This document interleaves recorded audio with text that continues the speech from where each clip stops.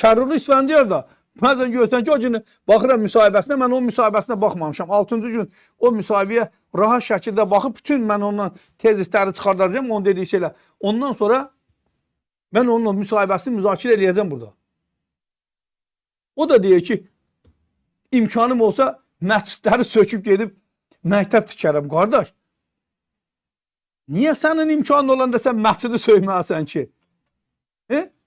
Sən niyə sənə pul verən, sənə ruzi verən, sənə can sağlığı verən, sənə övlad bəxş edən Allahın evini söhmək istəyirsən? Niyə? Səni kim idarə eləyir? Mən buradan Şərruli İsfəndiyara səslənirəm. Niyə bu ifadəni işlətməlisən sən? Hansı səbəbə sən məscidi söyməlisən? Və sənə bu qədər Allah ruzi verib. Oğul verib, uşaq verib, nəvə verib, nəticə verib, kötücə verib, nə bilim, sənə bu qədər var dövlət verib, imkan verib. Sən əgər həqiqətən də Hacı Zeynalabdin Tağıyev olmaq istəyirdinsə, niyə məscidi sökürsən ki, sən bu qədər torpaq alırsan? Hər torpağı aldığın torpağın yanında bir dənə uşaq bağçası tikərdin, bir dənə də məktəb tikərdin. Kim qoymayacaqdı ki, bizim İsfəndiyar müəllimi gəlib yaxasından tutub, yapışıb deyəcək də, məktəb tikmə, bağça tikmə, deməyəcəkdilər. Amma nədənsə, hər kəsən əlinə bir çommaq alıb,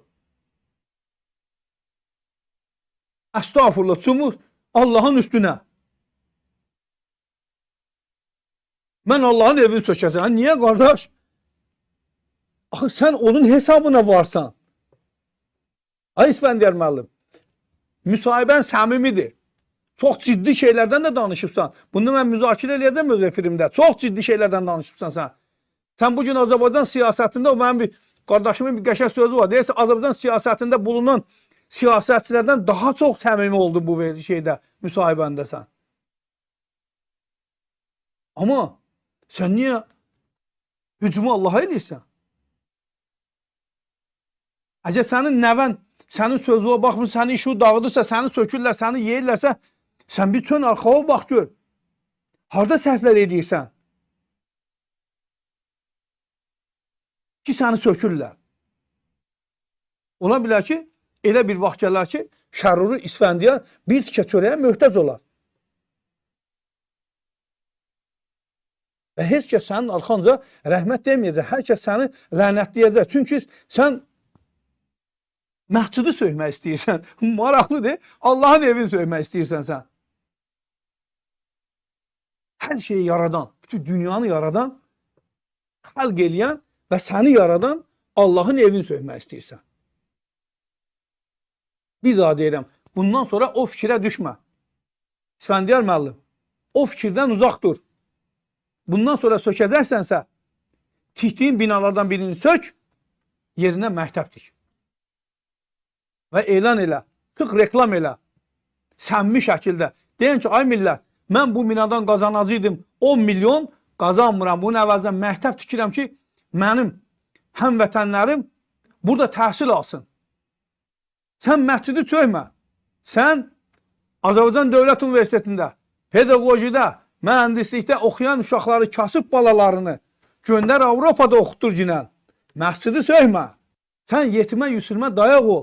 Sən xərçəng xəstəliyindən əziyyət çəkən Azərbaycanlıya dəstək ol. Apar onun mininin pulunu keçit. Necə Hacı Zeynalabdin Tağıyev aparıb Fransada pul keçitmişdi Parisdə ki, 100 il Azərbaycanlılar bu restoranda pulsuz yemək yesinlər. Apar sən də keçit.